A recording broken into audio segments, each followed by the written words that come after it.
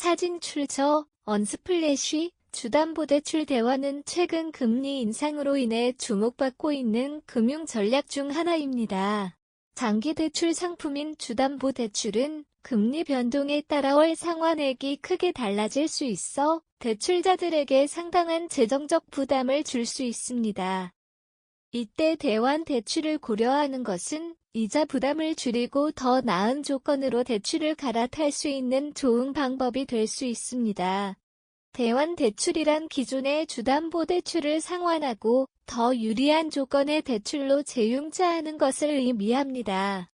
이를 통해 이자를 절감할 수 있으며 재정적 부담을 줄일 수 있는 기회를 제공받게 됩니다. 예를 들어 기존의 5%의 금리로 주담보대출을 받고 있는 상황에서 3.5%의 금리를 제공하는 새로운 대출로 갈아탄다면 월 상환액과 총 상환액 모두를 절감할 수 있게 됩니다. 이는 대출의 잔여 기간이 길수록 그리고 기존 대출의 금리가 높을수록 더 큰 절감 효과를 가져올 수 있습니다. 대환 대출은 단순히 금리 절감뿐만 아니라 상환 조건의 유연성을 제공할 수도 있습니다. 대출 상품에 따라 상환 기간을 연장하거나 고정금리에서 변동금리로 혹은 그 반대로 전환할 수 있는 옵션을 제공하는 경우도 있습니다. 이러한 요소들은 대환 대출을 결정할 때 중요한 판단 기준이 될 수 있습니다. 그러나 대환 대출을 고려할 때는 낮은 금리만을 기준으로 삼아서는 안 됩니다.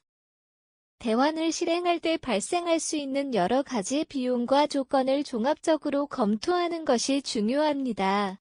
예를 들어 기존 대출의 중도 상환 수수료를 반드시 확인해야 하며 일부 대출 상품은 중도 상환에 대한 벌금이나 수수료가 부과될 수 있으므로 이 부분을 미리 계산해 봐야 합니다. 또한 대환 대출을 실행하기 위해서는 금융기관의 신용평가를 통과해야 합니다.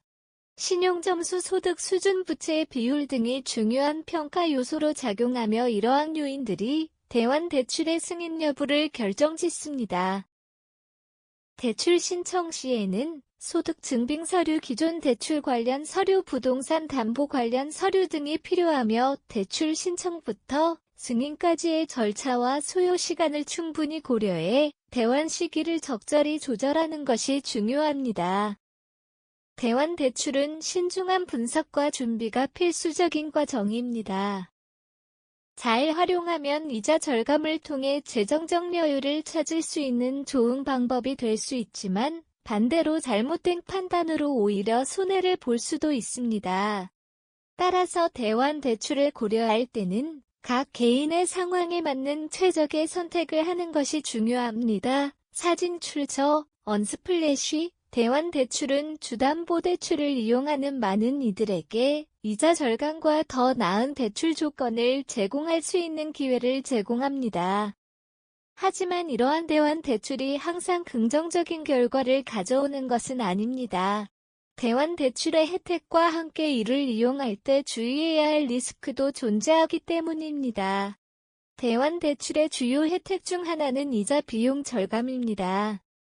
앞서 언급했듯이 기존 대출보다 낮은 금리의 대출로 갈아탈 수 있다면 월 상환액이 줄어들고 전체 상환 기간 동안 지불해야 할 이자도 대폭 감소하게 됩니다. 이로 인해 매월의 재정적 부담이 완화되며 여유 자금을 다른 용도로 활용할 수 있는 기회가 생깁니다.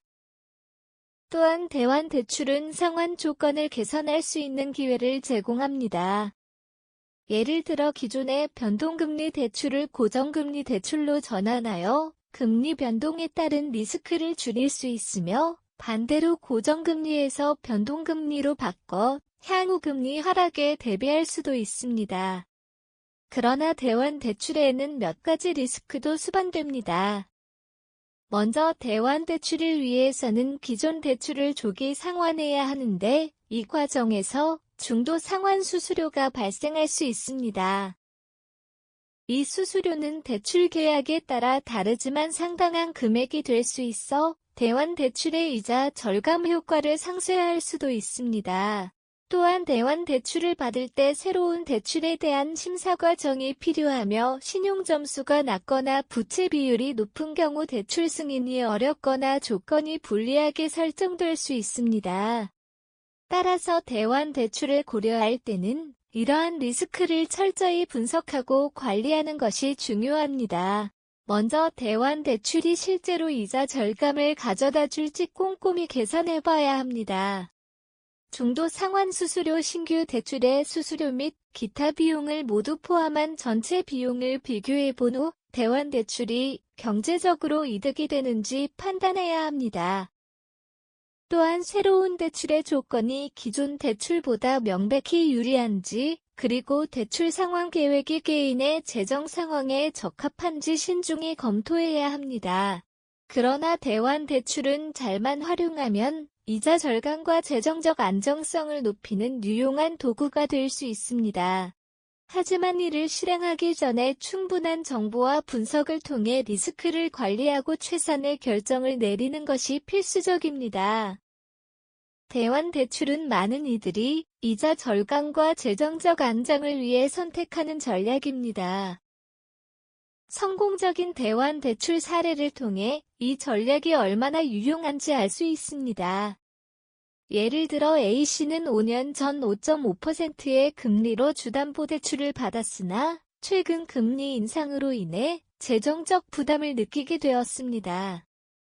그는 대환 대출을 통해 3.8%의 고정금리 대출로 갈아타는 결정을 내렸습니다. 이 과정에서 A씨는 기존 대출의 중도 상환 수수료를 미리 확인하고 새로 받는 대출의 조건을 면밀히 비교하여 최종 결정을 내렸습니다. 그 결과 그는 매달 상환액을 크게 줄이고 총 이자 비용을 대폭 절감할 수 있었습니다. A씨의 경우처럼 대환 대출을 성공적으로 이용하면 재정적 이점을 극대화할 수 있습니다. 그러나 대환 대출을 신중히 준비하지 않으면 오히려 손해를 볼 수 있습니다. B씨의 사례가 그 예입니다. B씨는 급하게 대환 대출을 결정하면서 충분한 사전 조사를 하지 않았습니다. 그는 중도 상환 수수료를 고려하지 않은 채 대환을 진행했고, 새 대출의 금리가 기존보다 약간 낮았지만 수수료와 기타 비용을 감안하지 않은 결과 오히려 전체 비용이 증가하게 되었습니다. 더욱이 새로운 대출이 변동금리로 설정되었고 이후 금리 인상이 이어지면서 B씨의 월 상환액은 오히려 증가하는 상황에 직면했습니다. 이러한 실패를 방지하기 위해서는 몇 가지 중요한 팁을 염두에 두어야 합니다. 첫째, 철저한 금리 비교와 비용 계산이 필요합니다.